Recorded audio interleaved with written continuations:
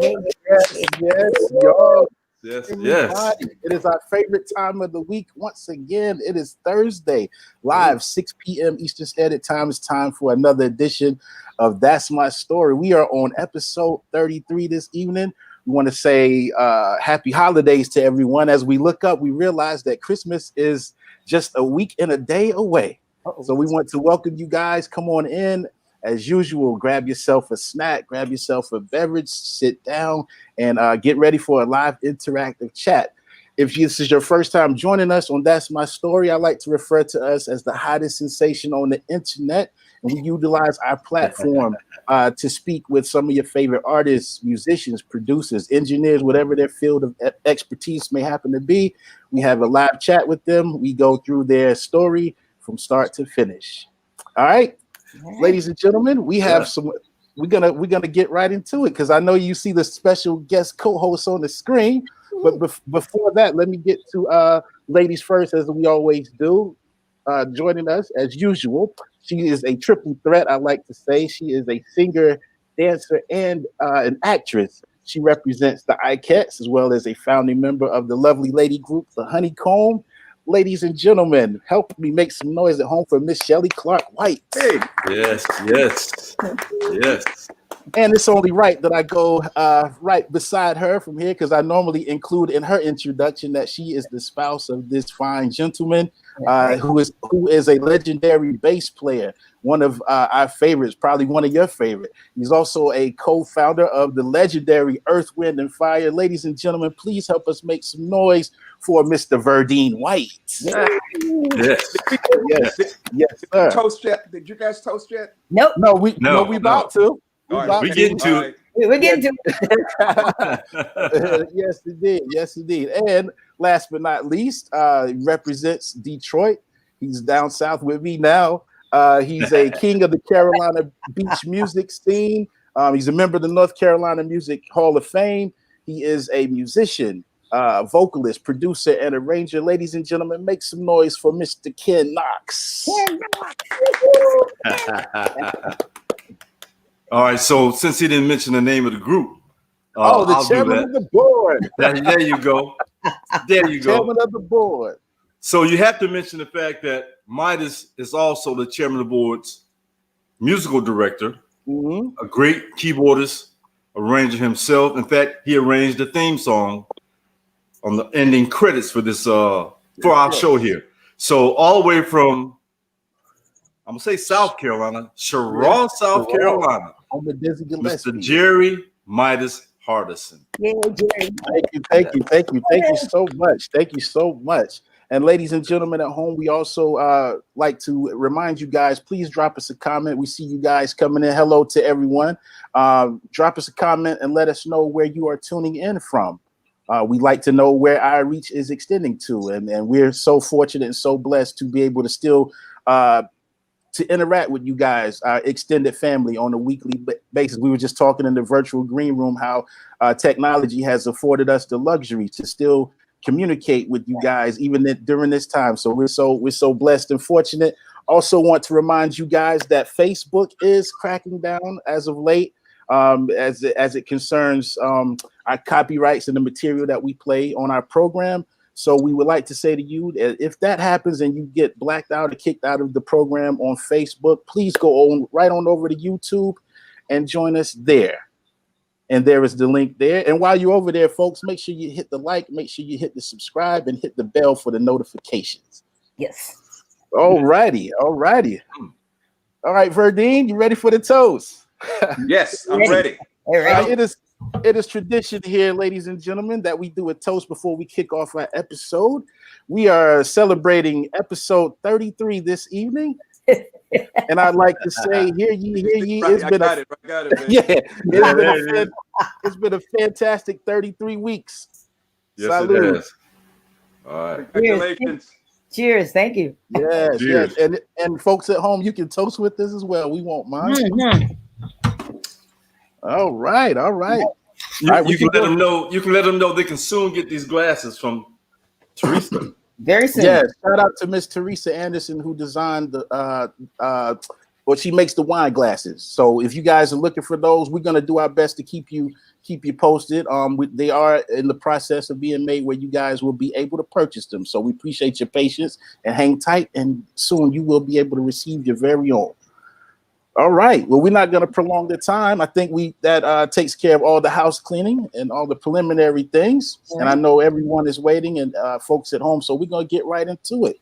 So, ladies and gentlemen, without any further ado, please help me welcome to the screen fantastic singer, songwriter, multi-instrumentalist. He's the former lead singer of the legendary Grammy Award-winning band by the name of Chicago, and everybody loves Chicago. He is currently bassist and vocalist with Don Felder, who's formerly of the Eagles. Meanwhile, he's continuing to record and perform material as a solo artist as well. He has a timeless voice, and he sings timeless music. Ladies and gentlemen, help us welcome to the screen, Mr. Jeff Coffey. Jeff Coffey. Yes. Hello, everyone. Yeah. There you go, Jeff. How you guys doing? Hey, Jeff. All right. Thank you so much for joining us today. It's a pleasure to have you here with us. Oh, the pleasure is mine. Thank you so much for having me on your show. It's an amazing for me to spend some time with such an incredible ensemble of musicians here. It's awesome. Yes, indeed. Yes, man. indeed. And Thank you. Yes. Oh, absolutely. And we always like to ask our guests before we get into it, considering that we're all musicians and we kind of confined to our home for the most part as it pertains to being out and performing due to the pandemic that's currently going on. How have you been keeping busy? I guess, for me, we just moved into a new home in January. So amidst all of the home projects and things like that going on, and then the summer, being confined, we're on a lake, so we've been enjoying the lake. So it's been a nice place to be confined, and then, just working on music and just trying to keep the optimism up to a good level here for this year. Absolutely. And that's what's most important, Yes. Absolutely. The mindset and keep remaining positive even in spite of. Right. It's been a good time to be creative, actually, because, you're not somewhere, so you can sit here and pick up a guitar and write something. So it's been good. Very true. Yeah. Very true. Now, Jeff, where were you born and raised? I was born in a little town called Eustis, Florida. Eustis, Florida. Okay. Yeah. Oh, man. What is that? Nice baby pics. Tell us a little bit about your upbringing and your parents or your siblings and things like that. Yeah, growing up in Eustis is small town USA. Really, really great place to grow up. I had great close-knit family. Had a great childhood. Played sports, played baseball, played football, and all of that. And look at there. You played guitar. Oh my God! You picked up that guitar at an early age, huh? Yeah, I guess even as a kid, I was always trying to entertain the parents. I guess always in me, But yeah, it was just some great place to grow up, so great fond memories of growing up in that town. And then I moved somewhere else. I moved over to a place called Apopka, Florida, and went to high school and to college. So. Okay, absolutely. Now you had a band when you were in high school. Is that correct? Yeah, some of your friends. I had some friends, and we this was middle school, and middle school. Okay. We said, hey, let's put a band together, and so it was like 4 other friends of mine, and so we had a singer, we had a drummer, and we had a guitarist and a keyboard player, and I said, okay, I'll play bass. yeah, absolutely. Picked up my friend's dad's bass and just started messing around. Got the blisters and all that stuff, and then I just never stopped playing. And I was in middle school. I was in the band program, so I was playing trombone. Yes. When I got in the band program, I wanted to play sax. Oh God, there it is. Multi-instrumentalist. High school, oh, man. I was a band geek. Yes. Yeah. I wanted a saxophone, because chicks dig sax, saxophones were expensive, and there was an old trombone in the attic, so a trombone it was, so. Yeah. So did you start on bass or did you start with trombone first? I started on trombone. Okay. I knew I wanted to get into the music program, so that was the first instrument that was available to me. So I just started playing in the bands in middle school. Uh-huh. And that was when we put the band together, and that's the first time I touched a bass, and then through high school, we played a few gigs, and we played the grand opening of the Dairy Queen in downtown Apopka. Nice. The whole thing, Yeah. Well, that's awesome, because it seems a lot of great musicians seem to either get their start in school or in church. Right. Right. Mm-hmm. Yeah, I mean, as you guys all know, it's just doing it over and over and over and over and over again. Repetition. There you go. 10,000 hours. Yeah, beats that. Yeah, Jeff. So from high school, you went on to college, right? Right. I got a full ride scholarship to Stetson University. Awesome. Oh, wow. Trombone. How did you? For trombone? Yeah, Okay. in trombone, it was a music performance scholarship. Mm-hmm. But the funny thing is, I got there and they really needed trombone players, so they put me in just about every music class that you could put someone in, and I got basically English 101 out of the way my first year of college. Right. But I didn't really. The school was definitely more classically oriented, and I knew you either were going to be in an orchestra or you're going to be an instructor, a teacher. So I wanted something a little more progressive. So I transferred to the University of Central Florida the next year. My mother killed me. Okay. She's like, "What are you doing?" So, Right. really cool jazz program there.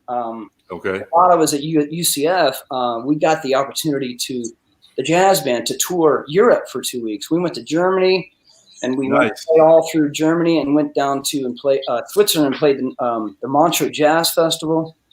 How many piece band was that? Oh, it was it was a full big band, swing band. So we had 5 trombone players, a trumpet section, saxophone section, rhythm section. So awesome, full on swing big bebop band. Okay, nice. It was great. Nice. So that was an amazing experience. I'll never forget that. I was sophomore in college, and here I am touring Europe with a bunch of other musicians. That was my first taste of really traveling and playing the instrument you didn't like. I know, I kind of, when I was in college, this is an interesting, I mean, really when I was in college, I felt like I hit a peak with my trombone playing. I was surrounded by all these great musicians, and I knew I was never going to be that good at trombone as I really needed to be to do it professionally. And then it was always the joke of a trombone player with a beeper or a pager, who's how many calls you're going to get, So everybody needs a bass player, and you can sing too. Awesome. Okay. I knew that was my ticket, and so, what's funny though, I spent way more time in my dorm room shedding bass to guys, my heroes, and one of them is sitting here on this conference here. Yeah. I spent hours listening to Lee Sklar and Pino Palladino, Richard Page from Mr. where I got the playing and singing thing, and I mean Tony Levin, and all these guys, and Verdine as well. I mean, I would spend hours, not only trying to develop those chops, but really learning how these guys locked in with the rhythm section, locking in with that groove. And I spent way more time doing that than I did playing the trombone. And so, I get it. Your calling was bass and singing. I understand you love harmonies, like groups like Take Six and the Eagles harmony. I love their stuff. Yeah. I used to sing out at Universal Studios with a 50s doo-wop group right outside of Mel's Diner at Universal Studios. Really? I love harmonies. And Take Six, I listened to Take Six so much back then. They were amazing. Yes. Yeah. All right. Awesome. Wow. Well, let me jump in here right quick. We're going to move ahead, and I'm going to bring Verdine in on this one too, because Jeff, you were in one of your early bands, was called House of Dreams. And at first blush, this band reminds me of a band that Verdine produced called Level 42 from UK. Oh, love Level. See, Mark King is one of those guys too. I learned funk, from him. Okay. Mark. Yeah, and I did the record with Larry Dunn and Mark King and Boone and all those guys. And originally Park Records had called us to work on the record, and they came out to Los Angeles and I remember we had the big party at the house for them, babe, at the house. And, Right. And a really great group. And at that particular time, you had groups like Men at Work on the scene from Australia, things like that. So they of that kind of thing. And Mark King was a great bass player, still is. Yeah. Did the Poland Jazz Festival with them a couple of years ago, and it was a great experience, really great experience. Love that band. Oh, I have so many records of theirs. Love that band. What kind of stuff were you playing with? Is they were able to incorporate that European funky thing with really great pop songs. It's like it was just, the record was actually bigger in Europe than it was here. Thriller at the time was the #1 record all over the whole world, and in Europe, Level 42 was #2. Wow. Okay. But it was a great experience to work with them and musically and when we were recording the record, George Duke was working next door, and George would go over and take a listen and things like that, but it was a great experience. That's amazing. That's so cool. Awesome. How did you form House of Dreams? I think you guys have some things online as well, some YouTubes. There probably is some stuff. I'm not really sure what's on there with House of Dreams, but there's probably some things out there. But yeah, well, when I finally decided to leave college and really pursue it, music, I'm sitting there in college learning about plate tectonics, and I'm like, what am I doing? I want to go play music. I want to write music. So now, ironically, I find plate tectonics fascinating. It's kind of weird, but so I left school and I joined a band, and it was a band called ISIS. Completely different meaning. Egyptian goddess of fertility. We got that from. But we did that for a few years and did the road really heavy. We played an A circuit when we played all clubs from here to Kalamazoo, Michigan, and all over the eastern United States, and hit the road really hard. And then we left that. The drummer in that band, my good longtime friend of mine, Tom Hurst, amazing drummer from Nashville, plays with country artist Tracy Lawrence. He and I left that group to join House of Dreams, a couple of friends of ours up in Gainesville, Florida. So we put that band together and recorded a record and did the same thing. Just went on a circuit and traveled around and tried to make it. And then we finally in '97 we signed a deal with RCA Records. And went to LA and recorded with Keith Olsen for 3 months at Goodnight LA Studios. It was right there in the Sound City area, right next to the Sound City Studios.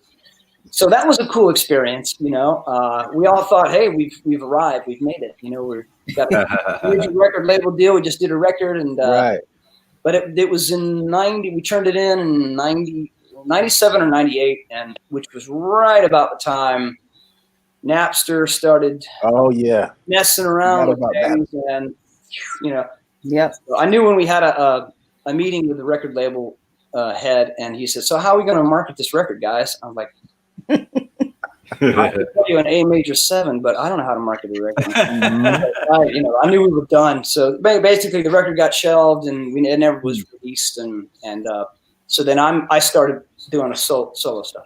Right. In 2003, did you co-produce with Joe Smith? Yes. Jeff Coffey, correct? That's right, yeah. Friend of mine, Joe Smith, he had a lot of success, with the boy bands here in Orlando. Backstreet Boys, NSYNC, and Mandy Moore, people like that, co-writing, producing stuff. And so he co-produced my first solo record with me, and we put that out, and I started playing stuff around town, Orlando, House of Blues and Hard Rock Live and festivals and Sun Festival down in South Florida and things like that, and and then I put a second record out in '07. Yeah. Okay. So We want to talk a little bit about "Right About Me," the song that was used in the video game. Yeah. Oh yeah. Sweet 16, License to Drive. Yeah, it's funny that you didn't get paid a dime for that one. But,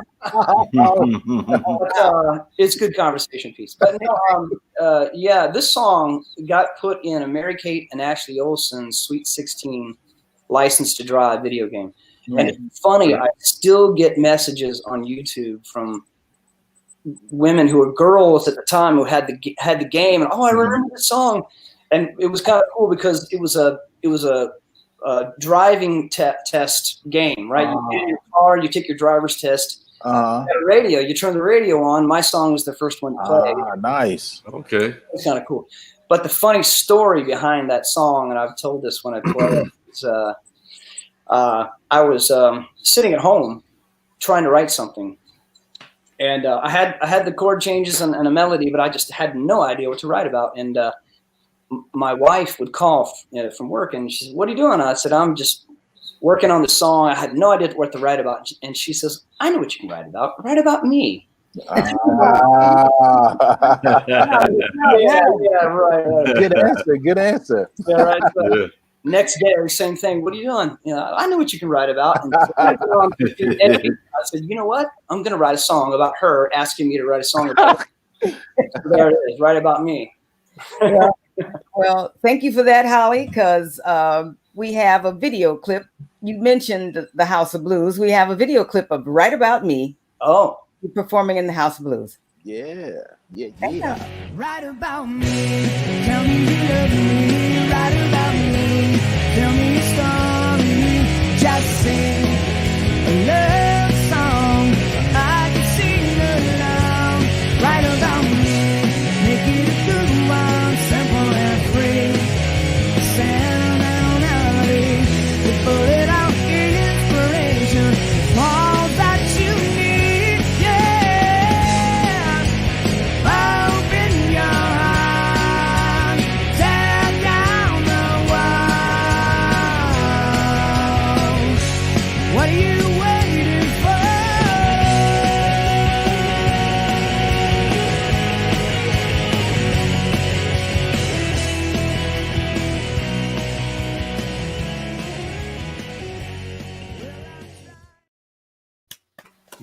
Yes, sir. Yeah. Right. Memories. All right, Jeff. So we're gonna jump ahead a few years. I actually know people are waiting to hear this tidbit of information. I believe it was the year 2016 that you joined the legendary band Chicago. That's right. Now, tell the folks how this transpired. What sequence of events led up to you joining Chicago? Well, about a year or so previous to getting that first call, I had just I had taken a little break from music. I got real burnt, just trying to do do the solo thing. Yeah. As you guys know, it's not an easy business, and I just got burnt. So I packed all my instruments away. I probably didn't play a note for 3 years. Wow. I didn't sing. I didn't talk. I didn't listen to radio. It was just I needed a restart, And then my wife and I went to a couple of concerts. We went to a Keith Urban show, and I'm sitting there watching, and she's looking at me, and I'm going, man. She's like, "You want to play again, don't you?" And I said, "What I do? This is what I do. What am I doing?" And so I started getting back into music. I started writing new music, and I started going up to Nashville on a pretty regular basis, probably like once a month. I reconnected with my old friend Tom Hurst. I'd been living up there for a while, and he was doing these really cool things. It was called the Loud Jams. But he was also doing what was called the Nashville Drummer Jams, which is a really cool thing. They got all these A-list drummers who had touring gigs and studio gigs playing with big artists, A-list artists, and he would pick a popular drummer from a huge band, and we would feature that night several songs from that drummer's band. And each drummer would come on and play one song, and then you'd have revolving musicians come and jam it. So it was this big jam thing, and it was all charity. They raised a lot of money for good causes, and that is how I really reconnected into the business. Okay. I got to give props to my buddy Tom for bringing me into that fold of Nashville musicians up there, because I met some amazing players. Yeah. And for me, it was like, if I'm going to get back into the business, I got to do it on a bigger level. I got to get out of Orlando. I need to go where a scene. And so I just immersed myself into the Nashville scene and met all these players. And it was great because it was like you could talk with them and play in front of them. They could see what you do. You could play with them. So it was a great like network. And it got me a couple auditions. I auditioned for a country artist, Billy Currington. And it came down to me and another guy, but the other guy lived in Nashville. You really have to live there to do the country. Yeah, that's right. Right. 4 days, and they come back to town. So it just, you got to live there. Right. Makes sense. But then I got a call from, another good friend of mine, Chris Nix, amazing guitar player in Nashville. Okay. He said, "Hey man, I had just gotten back from having lunch with my son at school. He was in elementary school at the time. He said, 'Hey man, you're probably going to get a call from Keith Howland, guitar player from Chicago, and they're looking for someone to come play bass and sing.'" I was like, "What? Chicago?" A million years, something like that would happen. Right. But long story short, really, they.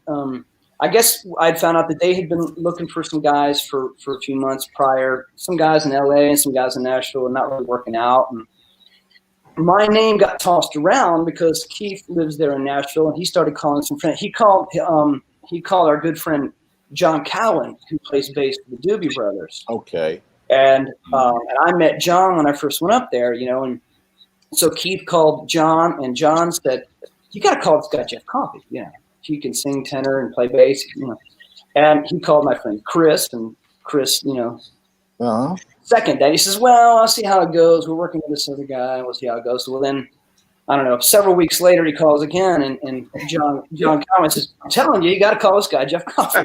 Nice. He calls, and Keith and I hit it off right away. Awesome. We seem to be coming from the same cloth. We like the same music. We're both total freaks, we love great music, and we just seem to really hit it off. And so Jason Sheff, who I was a huge fan of Jason, he came into the band in '85 for Chicago 18. Okay. That was the first time I actually saw Chicago live, and I loved the record, and I loved his voice, and then funny story. I met Jason arbitrarily when he was in LA with at Keith Olsen's studio. He and Keith had been friends for a long time, and he popped by the studio. So I met him back in '97 too. But I was understanding that he, at that particular point in time, he really needs to be home for some family issues, and he needed to be home. And so he was looking for someone to kind of take his place for a while. And so they started sending me some files of like a live show, and they wanted me to play it and then video it so they could see me play. And I meshed with the band live, right? Which was great because you always want to feel how it sounds live and as opposed to the record. And I sent a few of those in. They liked it. They sent another one for me to do. They liked that, and then. Basically, I had 2 weeks to learn 33 songs and memorize the lyrics for like 3/4 of the show. That's a lot of. I lived in the studio for 2 weeks. I crammed, so and then I went up to Nashville. Well, they had this little 2-week run in May of 2016. So they figured that would be the perfect time to fit whoever in. And I went up for the audition, but basically the audition was running through the entire show. Wow. So, and they were set up in the venue the night before. And I said, well, hey, if I don't get the gig, at least I'll be able to play a show in Chicago. That'd be cool, Indeed, indeed.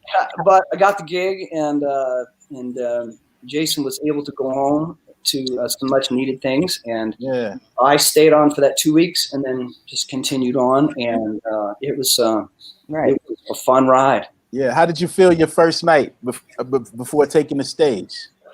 Yeah. Well, it's funny, you know. Especially with something new like that, you're always a little more nervous than usual. Yeah. So I'm standing backstage, side stage, where we're all geared up and ready to go, and you know, the intro music is playing, and I'm standing next to Robert Lamb, who is a statuesque man, Mm-hmm.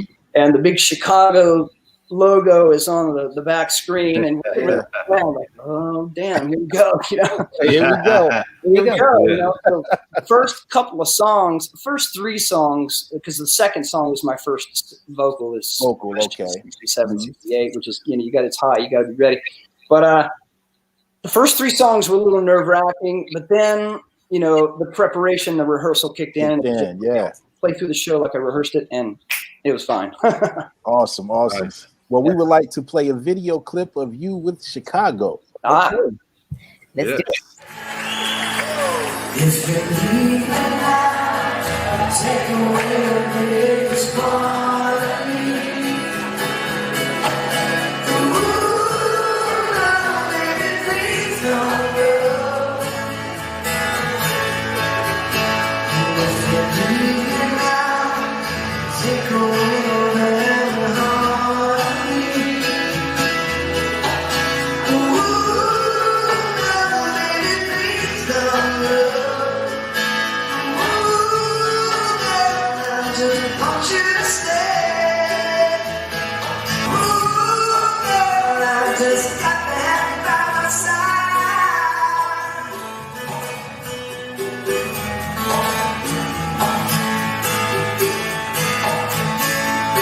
Ooh, mama, just got to have you loving, yeah.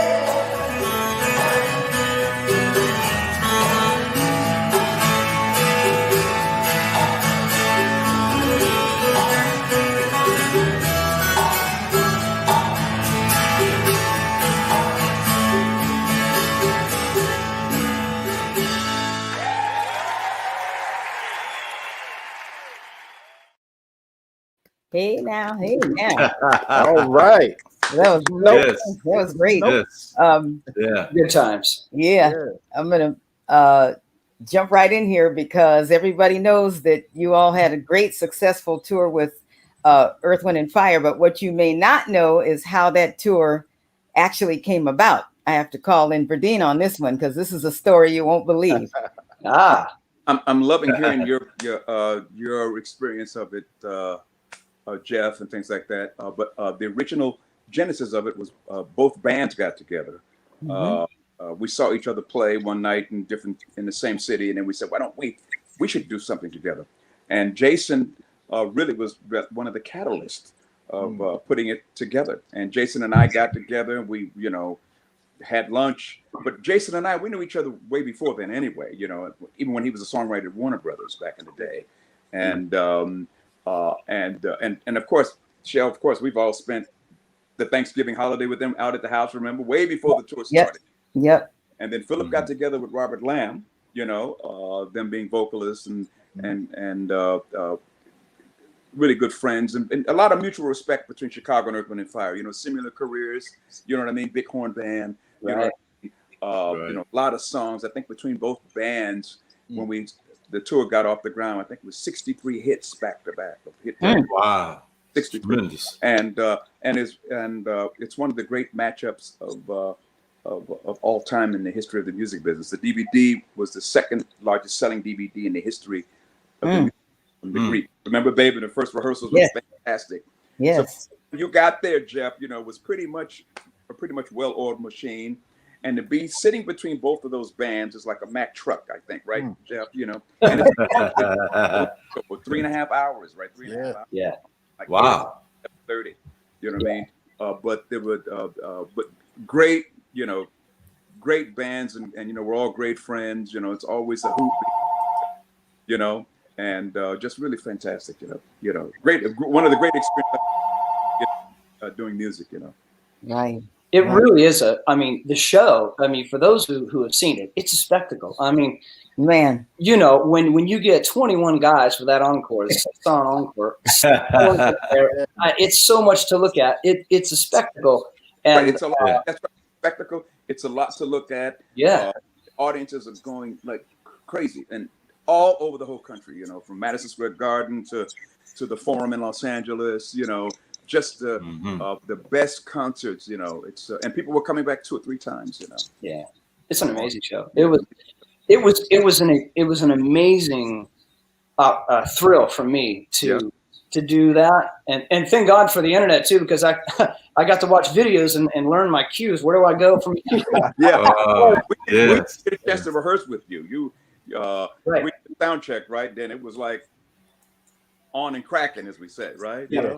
It was, but the whole tour was great. You know what I mean? And as I said before, we all come from this similar journey, of being in bands and things like that, and us having audiences and putting both of those bands together, where you got, like I said, 63 hits back to back. It's amazing. Not 63. And incredible. So it was a dream come true for all of us. Yeah. Well, it was an amazing show. And I would just like to say too, thank you so much for warmly welcoming me, the new guy, into the fold, because you were very gracious, and it was a complete privilege and honor to share the stage with you and trade bass licks with you and sing with Philip, and all of it was just. I tell people to this day, and it's the truth, it was the most fun I've ever had on stage in my life. wow. It was so much fun. Well, it was fun like when you fire songs. Are you serious, man? This is like awesome. fun like the way it's fun like the way you first started, and we swapped songs. Midas and Ken, we flipped songs. They did some of our songs. Okay. We did some of their songs, and in the end, we were, you know what I mean? So that's awesome. Nice. It was Nice. that's really great, and that was the year that Chicago got in the Rock and Roll Hall of Fame and things like that. So it was a really great thing for them. It was beautiful for them. Well, it was appropriately named Heart and Soul, I think, 3.0. And right now we have a video clip from Chicago and Earth.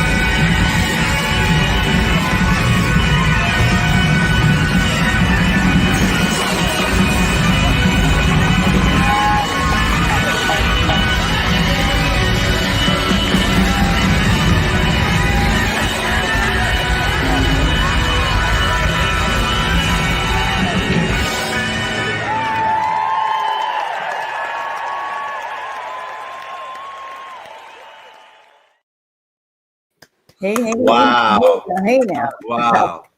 You That's can't tell me powerful. that's fun, man. That's powerful. So much. That's powerful. I can't even imagine 15 guys on stage. So you guys had 21. 21. Jeez. 21. And horns. there were no train wrecks, as we say in the business, right up there. No train wrecks. That's awesome. after a while, everybody just got into the groove, strapped in, did it, and all the great musicians up there, you know, Philip, Robert Lang, Horace O'Connor, Panko, John Paris, Trish, you know, Lee, you know, Serge, you know, all our guys, you know, just really great bunch of ensemble together, you know. That's a powerful piece right there. I'm sure you know. Yeah, it really is such a unique show. I mean, as you were saying, there's some similarities with the band. You know, there's jazz influences, there's R&B influences, and the music meshes so well stylistically together. It really is a unique show. I mean, really. And then you have a lot of pop hits too. You know, you had a lot of records too in the midst of all that musicality. You know, that's right.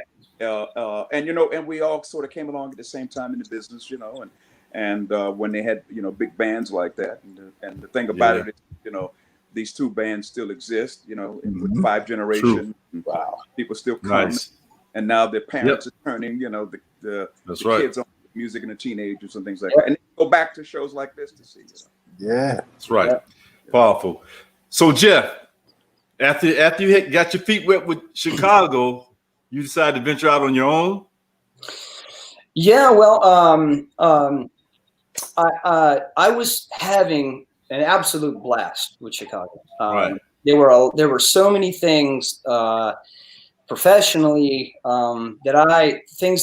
dreams that I got to fulfill, venues that I got to play, people that I got to meet. You know, so many amazing things. But there were some other issues, and they were just some things were just, you know, better left unsaid. You know, it was a decision that I made that it was best for me to take off and do my own thing. And, there you go, and that's where I'm going. So it looks like right out the gate, you had a #1 hit on Amazon Music Movers and Shakers. Yeah. Go ahead.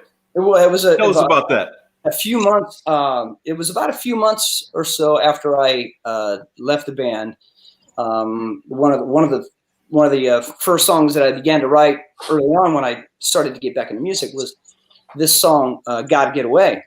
And so I said, well, you know, this one's kind of in the can, it's ready. I'll mix it and put it out. And so I released it as a single, and it hit the movers and shakers on Amazon on release day, which was cool. Nice. And I did a video for it, and the video was fun because I decided to just go and have fun with it, and, you know, kind of lo-fi, you know, and basically it was a home project, you know, and just wanted it to represent, you know, traveling and that need, the urge to get away and, you know, put your feet in your hands someplace and unplug for a little bit. And that's what the song is about. It's a tongue-in-cheek kind of song. And so people really love it. You know, it's kind of my show closer. You know, people like to hear that song when I do shows. Good. Let's let our audience take a listen and look at the video. Yeah. So I just quit my job and gave away the fish and the dog and my car. It's like I'm already gone. If you ain't my friend, then leave me a message or leave me alone.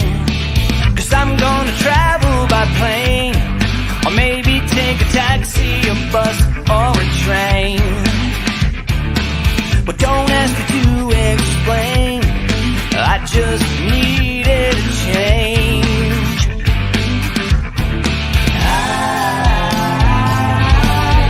I got to get away, leaving all my troubles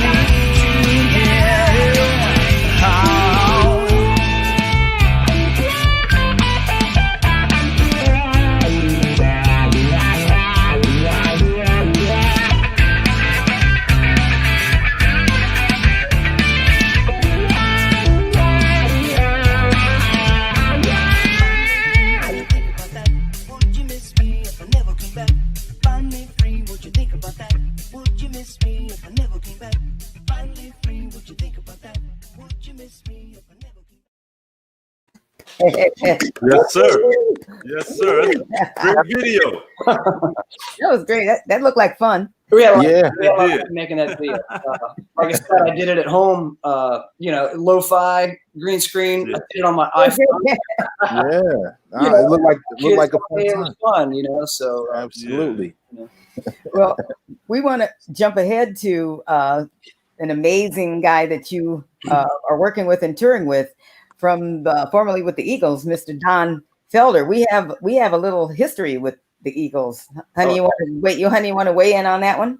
Oh yeah, we recently, about maybe 18 months ago, we did the classics, with the Eagles, Fleetwood Mac, the Doobies, and we did it at Dodger Stadium, and we did it at Citi Field in New York. So it was really cool. Great 2 nights of wonderful music and 2 great stadium shows together, and just really, really great. Everybody's good people. And of course, big fan of the Eagles and John and everybody and all that stuff and the late Glenn Fry, So, but those are two great concerts, right? We did it right, Dodger Stadium, babe, and Citi Field, yeah. Wonderful. That's awesome. That's amazing. How did you start working with Don? Interesting story. I had found out, again, which was great networking for me. All that networking that I did in Nashville was just a really great way to get your name out there. Another phenomenal musician that I met out there, he kind of kept my number. Rich Redmond. He plays drums with Jason Aldean, country star Jason Aldean. Okay. I remember him messaging me like years before saying, "Hey, I might get my name slot for like a B sub for Don Felder, and they always need bass players. Do you want me to include your contacts?" Yeah, sure, it'd be great. So years go by, doing Chicago and everything. Well, he had the number, and he started researching me, and I found this out after. So anyway, I'll try to backtrack. I'm sitting in my studio about 3 or 4 months or so after I had left Chicago. I get a text from Don Felder, and I'm like, wow. I go to my wife. I just got a text from Don Felder.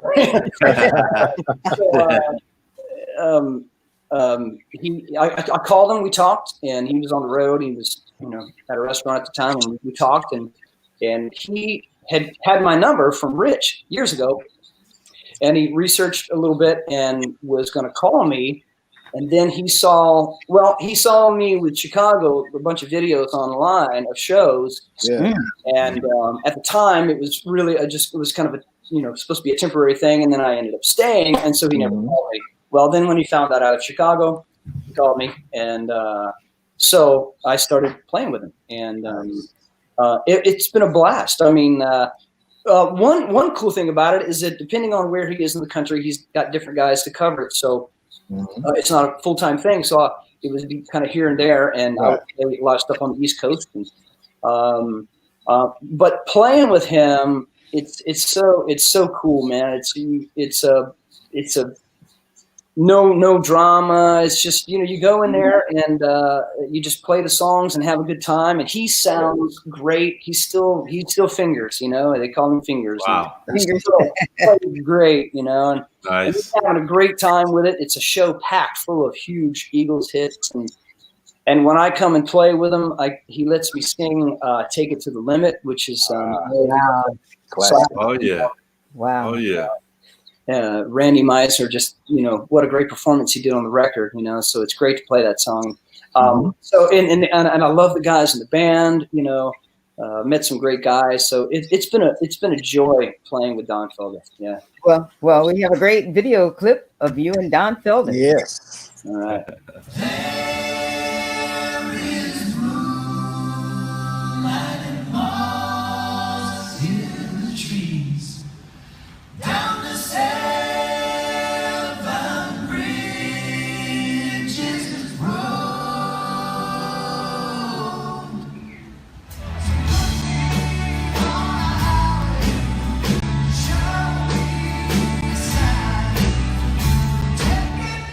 To the limit,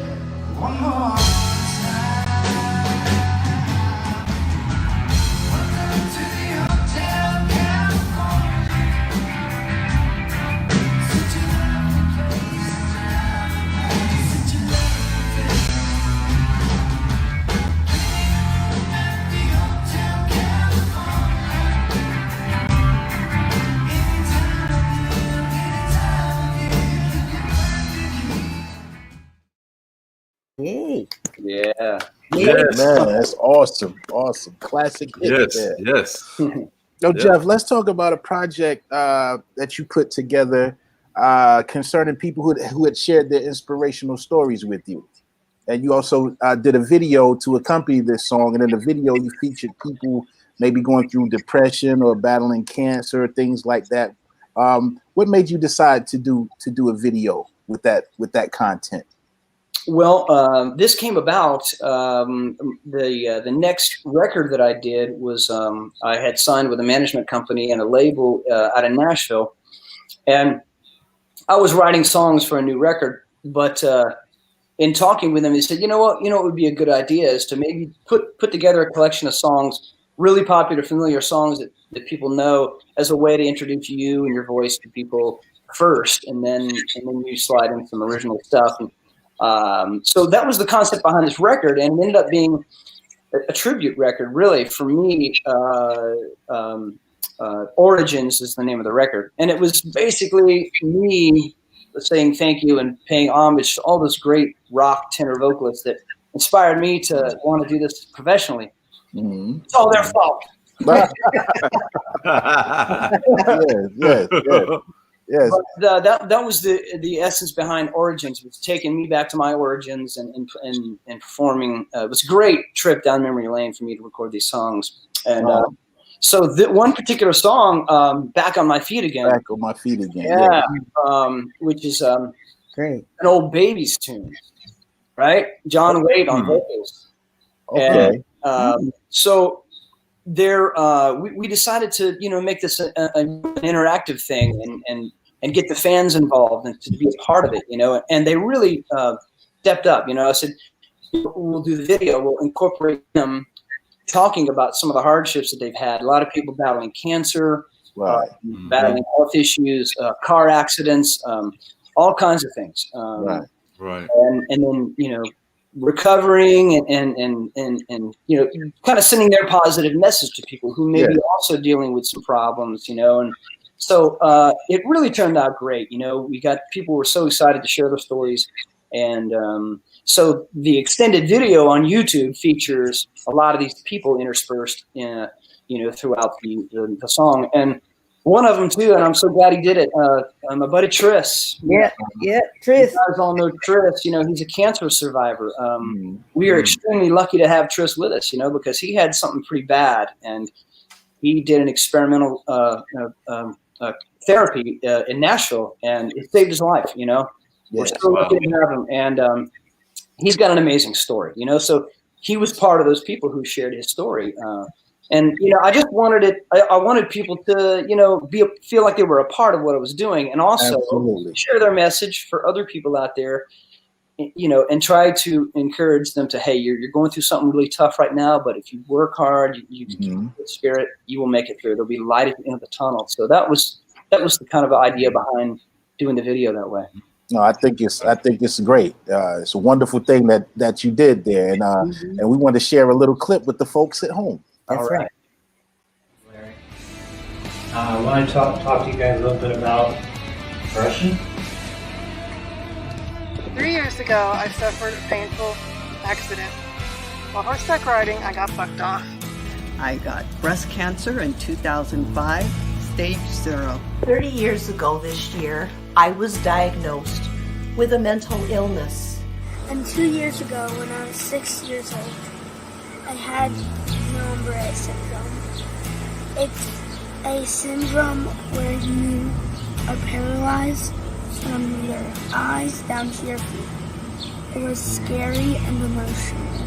2019, what do I get now? I get another bit of cancer in my neck. And so I've done another 10 rounds of radiation, hoping that's going to help me along. And for you that are fans of the band Chicago, it's probably no secret that I'm a cancer survivor. I was diagnosed quite by accident as having stage 3A squamous cell lung cancer. They discovered it during a CT angio CAT scan for my heart. And gee, it's a good thing I had that scan, because if I hadn't, I wouldn't be sitting here telling you all about this. In speaking with other survivors, there's one thing that I've found that we all have in common. It's so easy to kind of circle the drain and think dark thoughts. So I'm so grateful, and I just want to try to impart that how important a positive attitude and positivity is in life. I was so lonely until I met you. Told myself I'd get by without love. Drowning my sorrows, avoiding tomorrows. Kind of felt that I just had enough. And here I am. I'm back on my feet again. Here I am. I'm back on my feet again. Here I am. I'm back on my feet again. Here I am. I'm back on my feet again. Here I am. I'm back on my feet again. Here I'm back on my feet again. Yeah, yeah. I'm back on my feet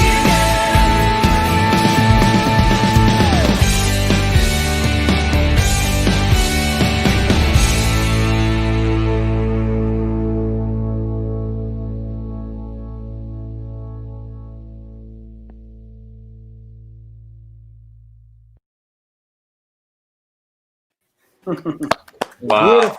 Wow. Back on my feet again. Yeah. That's My, awesome, man.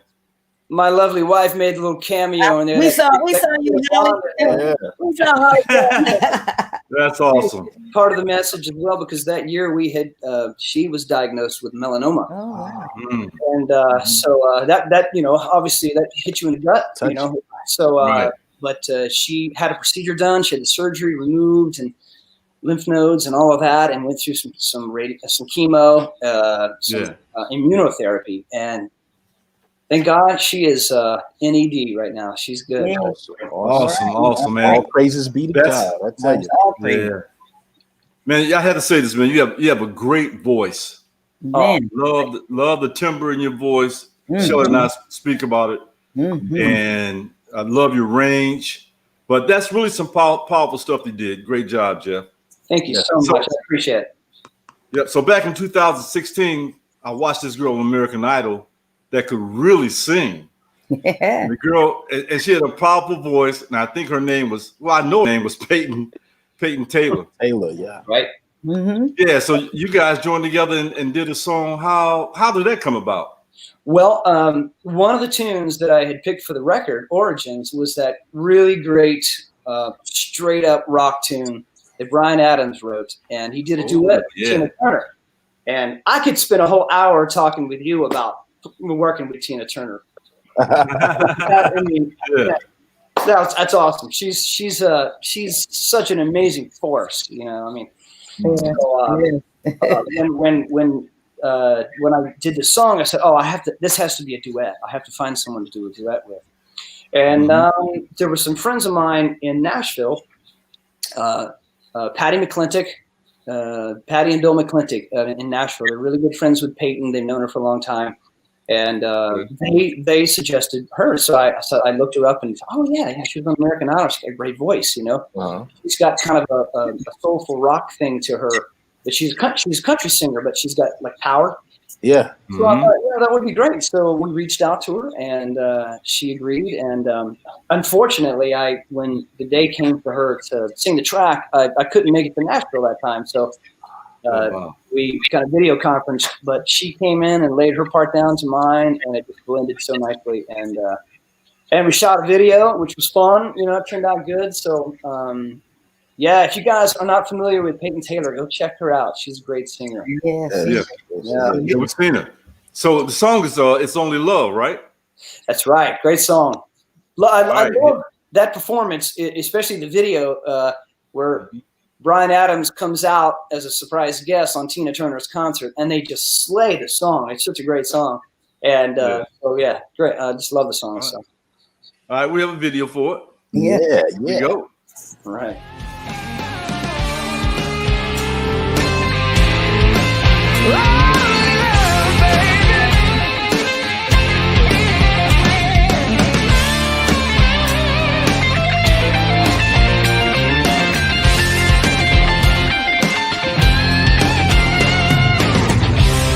You can live without the aggravation. You gotta want will. You gotta want will. You keep looking back in desperation. Over and over and over again.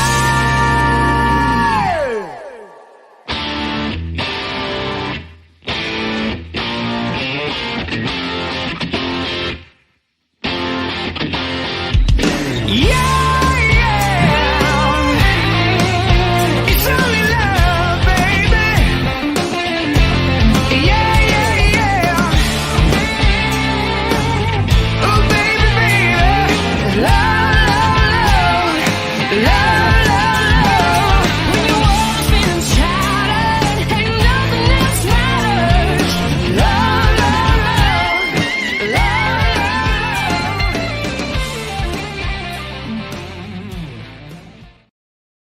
Yes, yes.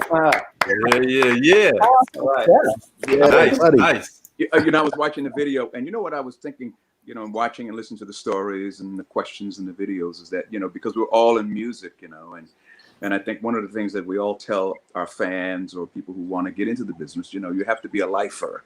That's what this is about, you know, watching you do the solo records, and we've all talked, you know, Ken and Midas and Shelly and I talk all the time. We're always kicking it about stuff, about music. You know, you have to be a lifer. Right. That's what these things do, you know what I mean, in terms of a career, you know, particularly if you're going to last a long time, you know, and watching all these videos, and you with Chicago and you with, you know, with Felder, just shows that diversity that you have, you know. Exactly. Exactly. And you have to be a lifer. This is not something you do occasionally, something you do. This is what it is. That's what it is. Who you are. It is. We joke about this a lot. You know, like we play music not just because we want to, we have to. Because I'm going insane if I don't. You know. It's true. You know, when you were, you know, watching Keith Urban's show, you know what I mean? You had to get back out there. You have to do it. You know what I mean? You know, because this is who we all are. Yeah. You're right. It really was. It was like that really was. I was. Like I said, it was 2.5, 3 years or so. And when I was watching the show, I was like, that's what I do, you know? Why am I doing you got inspired right now, you know? So that was the catalyst for me really getting back into it, you know? And I think what this pandemic has done for all entertainers and athletes and actors and things like that, it's made us really realize how big what it is we do, and how big this means, and how much it means to us as artists too. You know, and what this means. You know. Fantastic. Absolutely. Well, this is my favorite part of the show. Everybody up here knows why. Because you did a cover of Mike McDonald and Kenny Loggins. This song slays me. Okay. And what a beautiful job. What a beautiful job. I don't know why you picked it, but I'm glad you did. And it's the bomb. I mean, Kenny Loggins is being honored at the HMMA Awards this year. Actually, it's going to be next year. And what was it he received? He's receiving the Career Achievement Award. It was given to Earth and Fire, right? I think you guys got it last year, huh? Yeah. But we want to know, how did this song come about? Well, when I started writing down songs for this record, I had 3 pages full of artists and songs, and I said, "Oh, I got to narrow this down, you know, to 12 songs or so." And I ended up putting 14 songs on the record. Wow! This song, I definitely wanted to do a Kenny Loggins song, but I didn't. I was like, what song do you pick? You know, but this particular song was one of my all-time favorites because of the groove. It's just such an infectious groove to the song. Feel good. I've always loved it, and fortunately for me, I know the drummer. Oh. So, I thought, my God, you know, what better way to recreate that cool rhythm track than a buddy who tracked it with Kenny years ago. And it was such, I have to tell you, the video, did you see the video that we did for it? It basically is us in the studio. And I tell you, it was one of those magical days for me because I had an amazing ensemble of musicians gathered that day. I had Tris on drums. We were at a beautiful studio in Leapers Fork, just south of Nashville, at Mike Latanzi's place. It's called Latitude South. Gorgeous studio. So I had Tris there on drums. I'm sitting in the playroom and I'm looking. Here's Tris on drums, and I got over to my left. I've got Chris Rodriguez on guitar, and Chris Rodriguez is played with Kenny Loggins. He was on that Kenny Loggins Live at the Redwoods. He's played with Keith Urban. He's played with Amy Grant. He's played with, I mean, the list goes on and on. He's played with so many people. And then I have the world-renowned successful producer Michael Omartian on piano. And I had the great fortune of meeting Michael when we were on tour with Chicago. We were up. I always forget where it is. Where is the big place that is the music place? I'm drawing a blank right now. Where is it located? Amazon for musicians. It's a big. I'm drawing a complete blank. It's okay. I'll think of it in a minute. Okay. But anyway, it's all right. we were up there, and he was at the show, and he was backstage afterwards, and I'm thinking, my God, this is Michael Omartian, and I would love to talk with him. I'd love to be in the studio with him, you know, it'd be cool. And and then, so when we were doing this record, I knew that he lived in Nashville, and so I said, we got to reach out to Michael Omartian and be a part of this. Sweetwater, see, thank you. Fact checker, man. Is she watching? She's watching. Sweetwater. We were up in Sweetwater. Nice. Brain. But so yeah, we were up there, and we had some days off, and we went through the tour and everything. But anyway, we were up there because we were there. We were trying to do maybe a recording with Michael, but I said, well, I got to reach out to Michael and see if he'd be interested in being involved in this somehow, because I would love to get in the studio with him.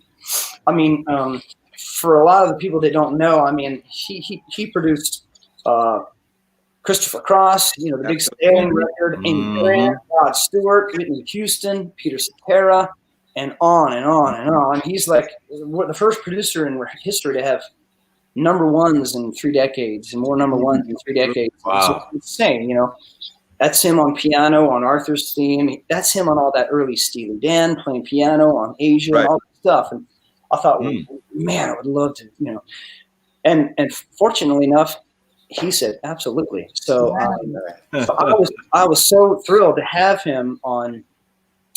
There was 2 songs in particular on the record. We did New York Minute, New York Minute, which was an amazing song. It's wrapped in all this production, but we stripped it down to piano and vocal, and added some strings. And we did the same thing for a Bonnie Raitt tune. I Can't Make You Love Me. Which was one that always struck me heavy. That always affected me, that song. And so there's another one where we just did piano vocals, and it was so amazing because we just did that, he and I in the studio, no click, no grid, just playing and off of each other. And I was when I went back to Nashville on a regular basis, and when I got the mixes back, I was in my hotel room with my headphones on, and I must have listened to it 5 times in a row, and I was like, you know what? I don't care if anyone ever hears this. You like it. Awesome experience for me, you know. So, so yeah, you know, that day in the studio. Let's get back to This Is It. That day in the studio was so much fun, and it harkened back, where I was talking with Michael that day, and he was telling me about how the LA sessions were. And Verdine, all about this, where so many great things were happening in studios right down the hall from each other. And Michael, when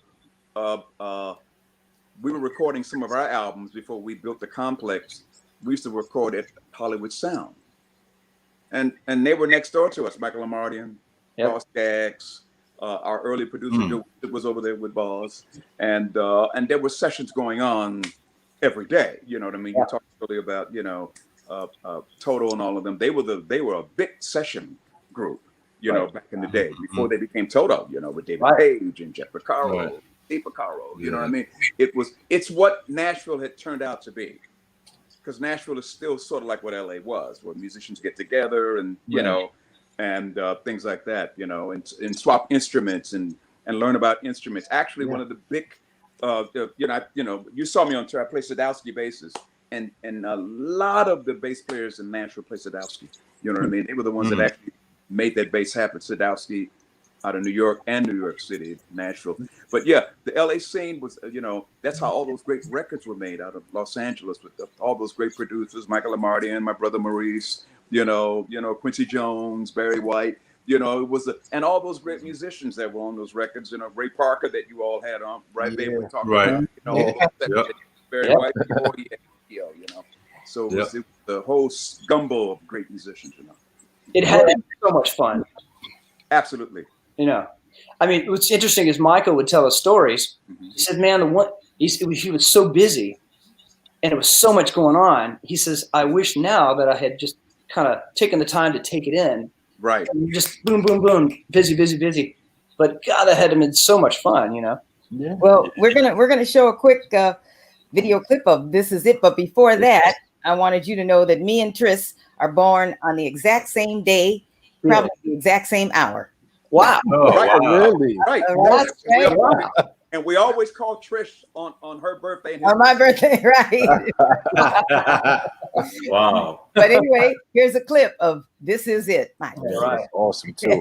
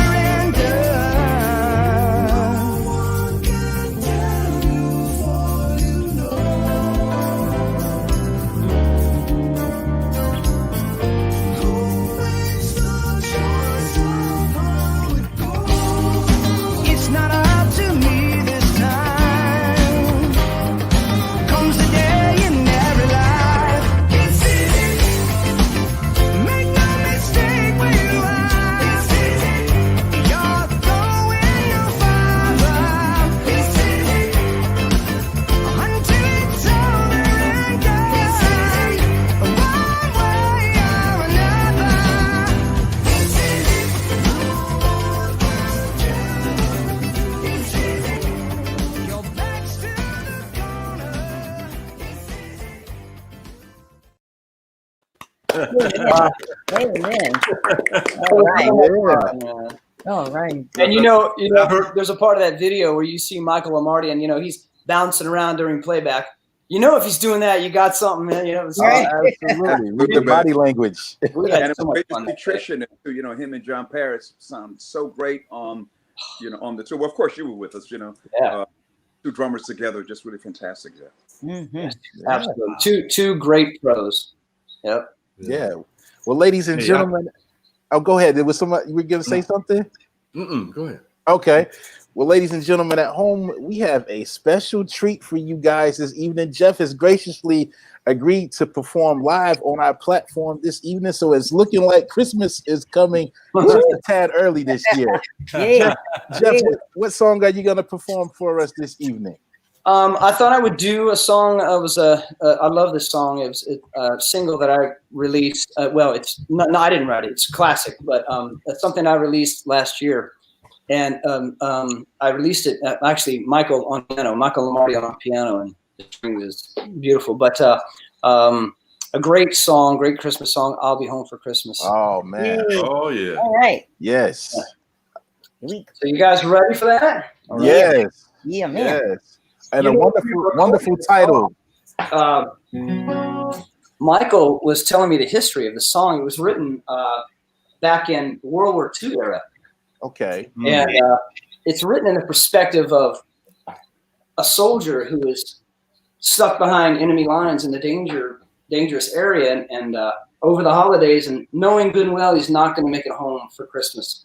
You know, there's just no way. He's in the middle of a war, and so writing a letter home to his family saying that, you know, I'll be home for Christmas if only in my dreams. And it puts a twist on the song when you hear it, when you know where it kind of came from. And so I would just like to give a shout out to all the military people too.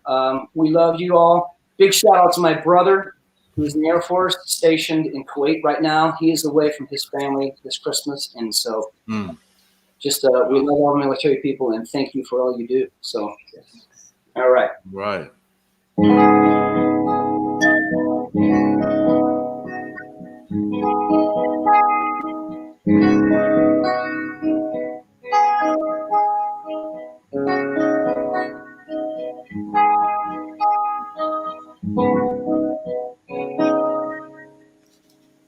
I'm dreaming tonight of a place I love, even more than I usually do. And although I know it's a long road back, I promise you I'll be home for Christmas. You can plan on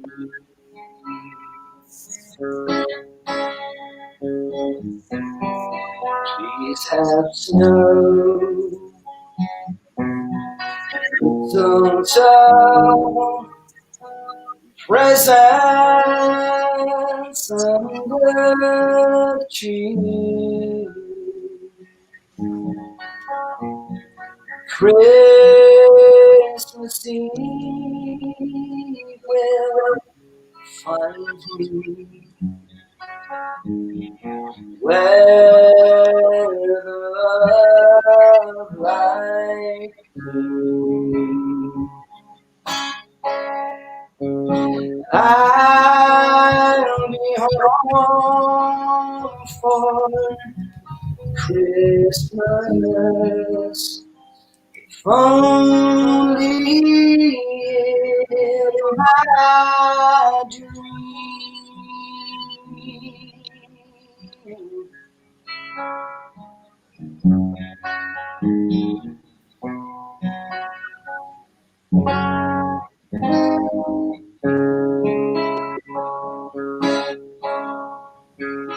I'll be home for Christmas, if only in my dreams.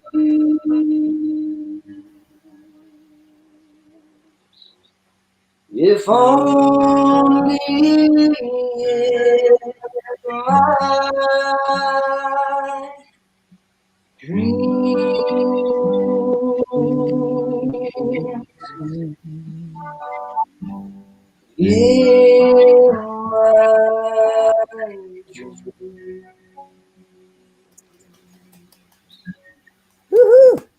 Wow.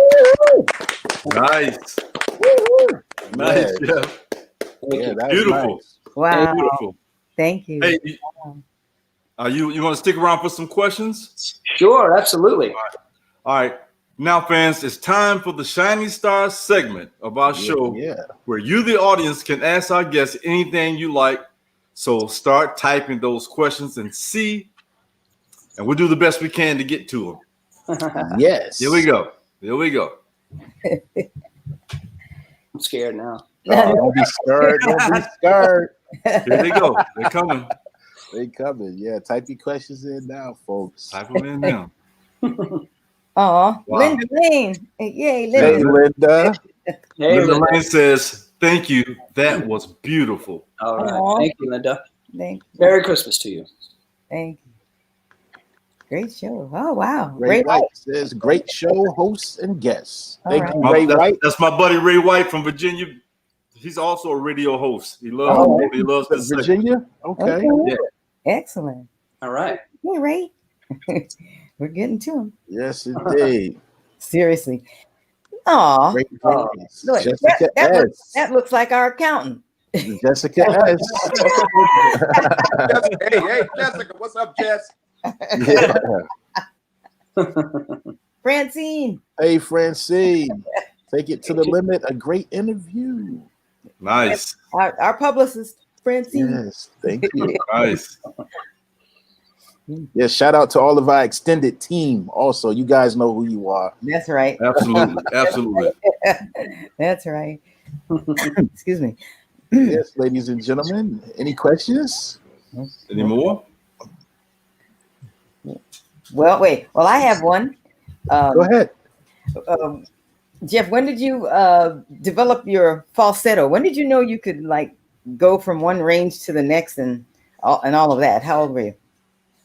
Well, you know, it's funny. When I started doing the rock thing, and when I was in school, middle school, high school, Mm-hmm. I didn't sing my way out of a wet paper bag. Oh, wow. I didn't really develop it until I started. You know, after college, when I got into the band, I started singing, playing bass and singing all the high harmonies. Mm-hmm. So that's kind of how I developed the upper register. I was always singing the high harmonies. Mm-hmm. And you know, there again, that 10,000 hours thing, you know, we just played all the time for years, and you just develop this thing. And then when I started, I noticed when I started doing more solo stuff, my mid range was weak, you know, because I hadn't been leading that area so I started singing more of the lead parts for songs, you know, when I was out gigging and develop that just from doing it. So really, all of it really was just from doing it over and over again. Over and over. Wow. Repetition. Repetition. That's right. I mean, you know, musicians and entertainers, we have to have a high tolerance for repetition. You know. True. Yes. But you know, for the people out in the audience, they're seeing and hearing it for the first time. So, and you know, it's worth all the hours. You know. So. Yeah. Wow. Okay. That answers Rehearsals second half of that. always works too. Rehearsals work. Rehearsal. Absolutely. Wait, say, how do you get to Carnegie Hall?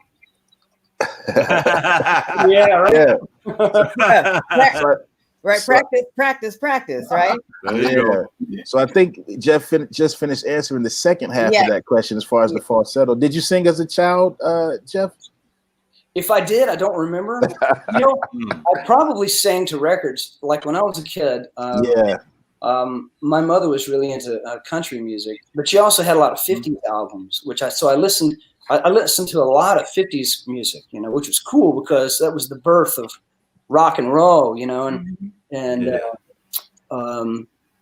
then Christmas records. I mean, some of my favorite Christmas records, like my favorite all-time Christmas record is Johnny Mathis, 1960. Yeah. Woohoo! I think it's called Winter Wonderland. He's a good friend of ours. You know, he's got such his intonation is like scary. Like, how do you do that? It's amazing. And he makes it sound so easy. And that classic Christmas record, 1962, I think it's Winter Wonderland. I think he's on the album with skis, you know. Oh, wow. Great Christmas record. I used to come home from school in elementary school and turn on the Christmas lights, put on Johnny Mathis, and do my homework in front of the Christmas tree, you know? Wow. Oh, man. Wow. But I probably would have gotten better grades because I was listening to the music too much. But he's like 80 or 85, and he said that he is going to sing until his tongue falls out. That's what he did. He's a lifer. We were with him a couple of years ago. Last year, we gave him his Lifetime Achievement Award. Remember? Mm-hmm. You did. You did. I gave him his award. Yeah, it was awesome. He's so great. All right.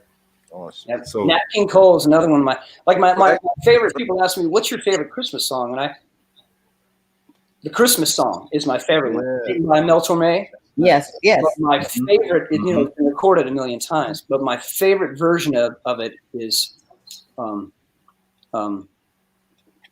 did I just say? See, I'm having a Nat King Cole. Nat King Cole.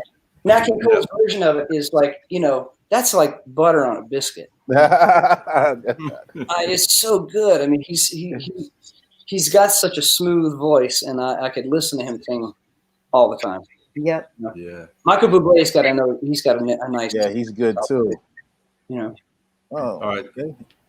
Go ahead, Ken. All right. Jackie Davis says, "Who do you admire today in music, Jeff?" Who do I admire today in music? There's some stuff that Maroon 5 has done. It's pretty cool. Nice. I like their earlier stuff because they sound like a funk band. You know what I mean? Yeah. Mm-hmm. And then it changed over time, but right. There's some good country artists out there. There's some good tenor vocalists. That's the kind of thing with pop and rock music, if there really is a genre for that now. Right. Tenor vocalist is not prevalent, but it's making a comeback. You're hearing it more and more in some of the modern music. So that's kind of cool to hear. Indeed. Yeah. Hey, Vanessa. Hey, Vanessa. Jordan. Yeah. Hey, Some Vanessa. of our extended team there. That's part of the team. Yeah. Thank you. I got a question for you, Shelly. Yes. What was it like working with Tina? What was it like? Oh boy.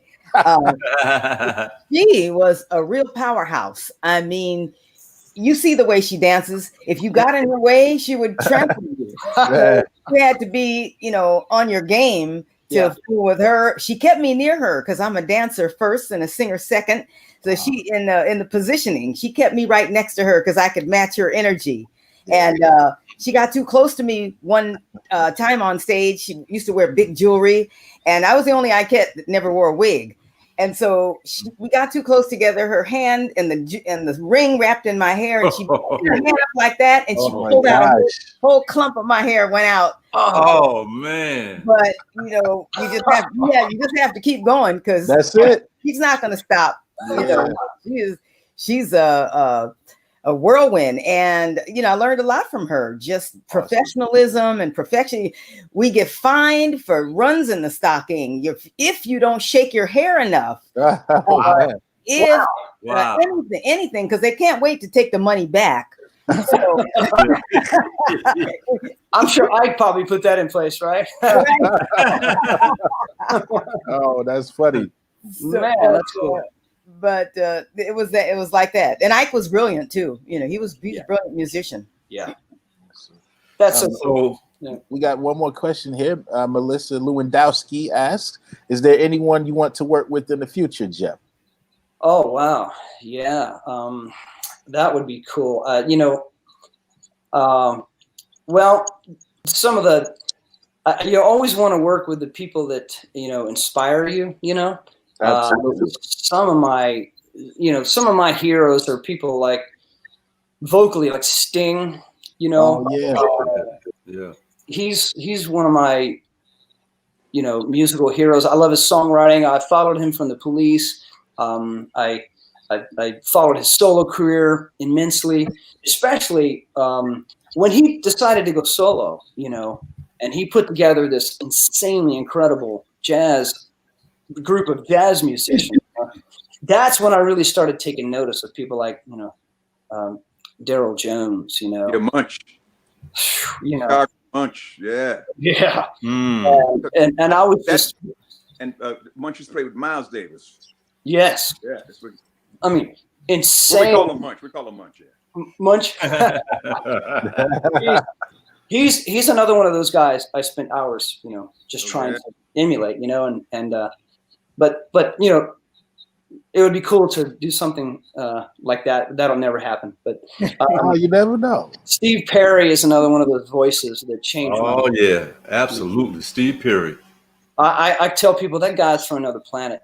He's doing things with his voice that nobody else was doing, and really hasn't done it since. I mean, it's just, So that would be cool to meet him and just talk with him. He's one of those really, really, really big influences on me as a musician. Yeah. So, I guess I would love to work in some capacity with some of these people. So who knows? Oh, yeah. Who knows? Absolutely. All right, Jeff. So listen, you have a new project coming up, a new single, right? Yes, I do. Yes. Tell the audience about it. Yeah, really knee deep into writing and recording my new record, which is I'm really excited to share it with people. That so far it's turned out really good. I'm working again with the co-producer, the guy that worked with me on the last record, Origins. Phenomenal musician, composer, producer, engineer, Rex Schnelly out of Nashville. Okay. Working with him again. So had a great experience working with him on Origins, and so I really wanted to bring him into the fold with my music. So I'm really excited how it's turning out. And the first, my plan is to release this record sometime, in the first quarter of next year. Awesome. Mm-hmm. But the first single is a song called Someday. And it's been ready for a little while, and it was ready to release in December, but December is just never good unless it's supposed to. Right. Very true. Nobody's there. Everything's the rap. This is a rap. Hey,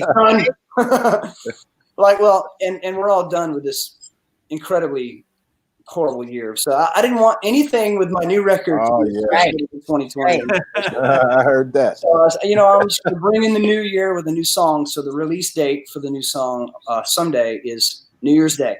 Yay. And, one thing I've been asking people to do would be a huge help for me is I have a pre-save campaign on Spotify. So if they can go to all my social media, my website, and click on that pre-save, and then the song will automatically get downloaded into their playlist on release day. That would be a huge help. So there we go. Pre-save on There you go, right there. JeffCoffey.com. Do that, folks. You got some other links? Yeah, let's do your other links. Yeah. Okay. There it is. Facebook. Got the Facebook. Yeah. Right. Jeff Coffey Music. You got my MySpace stuff up there? We couldn't find your MySpace stuff. Yeah, use that. That's a good one. I couldn't find my own MySpace there. YouTube, Jeff Coffey. Yeah. Awesome. And MySpace, Jeff Coffey. Yeah. Go check out MySpace. Yeah. We know your wonderful wife Holly. She's a beast on social media. I can't outpost her. But we wanted to know about your family and how'd you meet and your kids and do they like music and there they are. Nice. They got big. They got big, Jeff. They got big. The kid on the left is my oldest, Chase. He's taller than me now. What? That was taken in 2016, about a month or 2 months after I had been with Chicago. We played 3 nights, sold out at the Hollywood Bowl with the orchestra. Yep. I just want to say too, we were talking about it briefly earlier, but I had some of the most amazing experiences with Chicago. Great times. It was an honor and a privilege to be a part of that band, and some of the great people that I got to meet, like you, Verdine. Some of my heroes.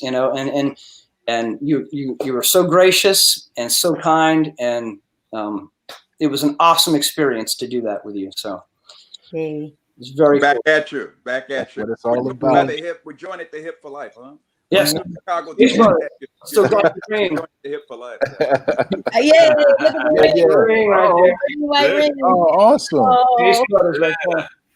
Oh, look at that. That's great. Shining stars jewelry. Right. Yeah. Well, yes, my wife, yes, my kids, man, they are growing so fast, and my wife and I just celebrated 20 years of marriage, and awesome! And, congratulations! Happy anniversary! Thank you. And she's an amazing woman. She's a successful businesswoman. She is an incredible mother to our 2 children. Yep. She puts up with a musician, for God's sakes. Oh yeah. You know? And she's my biggest fan, my biggest supporter, and you know, she's just a special person in my life. And we can tell. We see that those postings. Yeah. And I love my 2 boys. They're growing. They're full on teenagers, and you know, it's been an amazing ride thus far. You know, so good stuff. Okay. Well, now's the time to announce that next week we will not be doing our regular show. Of course, it's Christmas holiday, and we want to wish everyone a happy, healthy, and safe holiday. And of course, we're going to resume. As a matter of fact, New Year's Eve falls on a Saturday, so we won't be doing our regular show, but we're going to do a special edition festive show, and you never know what's going to happen. So stay tuned. It's also our 40th wedding anniversary. So New Year's Eve is nice. Very, very special night. Stay tuned to Facebook for details on that. Okay, so that's going to be a great show. Congratulations.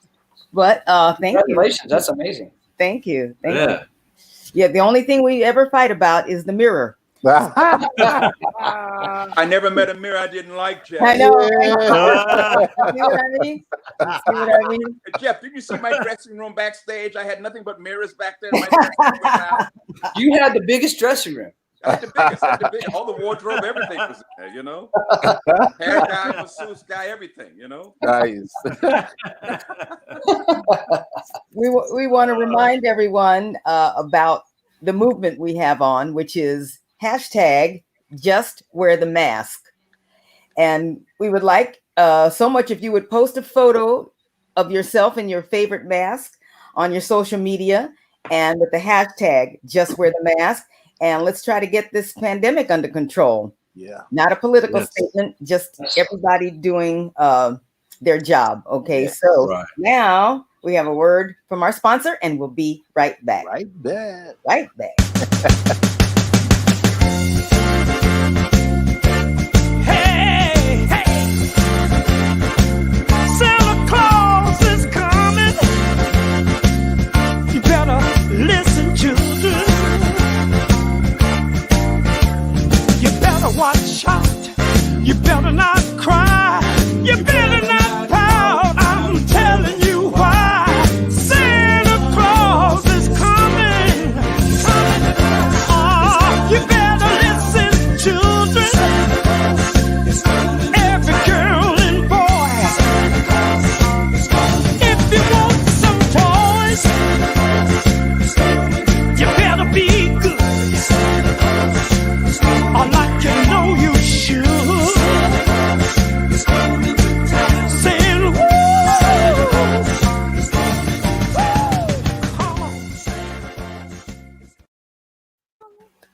Yes, ladies and gentlemen, be sure to go over and check us out on celebrityshoutouts.com. It's Christmas time, and you can grab a unique gift to give to a friend, a family member, or a loved one. Would be something that they would be able to treasure. So we definitely encourage you to stop by our website over there, take a look at the roster, and go from there. We're more than happy to serve you. We want to thank Mr. Jeff Coffey for joining us this evening. Hey, Jeff. It's been a pleasure. We want to thank our special guest co-host, Mr. Verdine White. Thank you for having me. Thank you. Oh man, you know your family. Anytime. Yeah, we want to thank those at home for joining us. as well this evening. And we thank you guys for your continued support. And because of you all at home, you have helped us make it to episode 33. So we're proud of that. We're very proud of that, indeed. And we want to remind you guys to remember to go over to YouTube and like and subscribe to our page, which is the official Chairman of the Board over on YouTube. And once you like, subscribe, hit that bell so you get the notifications every week when we're ready to air a new episode. That link will come right to your homepage. And feel free to share it with friends and things of that nature. And as we proceed, we want to remind you guys, Shelly mentioned the Just Wear the Mask campaign.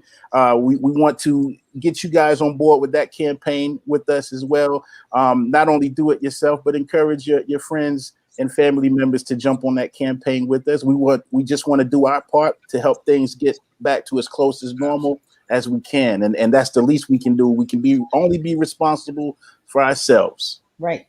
All right. So any closing words from the panel before we dismiss tonight? I just want to say thank you for having me, babe. Thank you for letting me be on the show. And all that stuff. You know what I mean? And great to see you, Jeff. You know what I mean? It's so great to see you. Miss you. You look good. You still look the same. You look the same. Santa Claus hat. I'm waiting for some gifts. All right. Yes, indeed. I got you. The Amazon truck will be pulling. Amazon truck, right? It's outside right now. It's right outside right now. let me just call them real quick once we log off. I'll put it out there right now. Indeed. I want to say, Jeff, you have a new fan. You know. Oh, thank you. I love your style, love your voice. Oh, I sound like I'm on American Idol, don't I? Yeah. I love your style, I love your voice. Coming to LA. Right, you going to LA. But man, hey, we're honored to have you on and also Verdine for stepping in and co-hosting with us. Always great to see you, man. Nice to see you. I'm going to tell John Parrish you said hello. All righty. Do that. Yes. Okay. Absolutely. Tell John I said hello too. Yes. Shelly, would you like to say anything before we get out? I'm glad Jeff Coffey, Verdine, all of us are on the show, and we end 2020 with a great bang. Beautiful, beautiful show, and I thank all of you. Awesome. Thank you. Thank you so much for having me on the show, guys. It's been an honor to share this couple hours with you guys, and really, really, really great to see you, Verdine, and see you too, Jeff. Yes. Yeah. Cool. And I wish you all happy holidays and happy holidays and much better New Year's next year. Yeah. There you go. I just want to take a moment to shout out my family because my mom, my sister, and my aunt are on every week. They have been on every week, man. And that means a lot to me. I know a lot of times we can't get into calling everybody name by name. And my mom also said my dad was watching. So, I mean, I'm blessed and fortunate. I'm looking forward to the holidays. Hopefully, I'll be home for Christmas. Yeah. All right. Well, All right. I think that's going to wrap it up, folks at home. Thank you so much. God bless you. Thank you for your support. Happy holidays to you guys. We won't see you guys this coming Thursday, but the following Thursday, correct, Shelly? That's right. For New Year's Eve. So stay tuned to our social media outlets, Facebook and all of that, Twitter, Instagram for further information. But we're looking forward to it. We're just going to have a nice little time and hang out with you guys on New Year's Eve. With that being said, we're going to say God bless you all as always. Happy holidays. Have a Merry Christmas. And we'll see you on New Year's Eve. Peace, love, everybody. We out of here. There you go.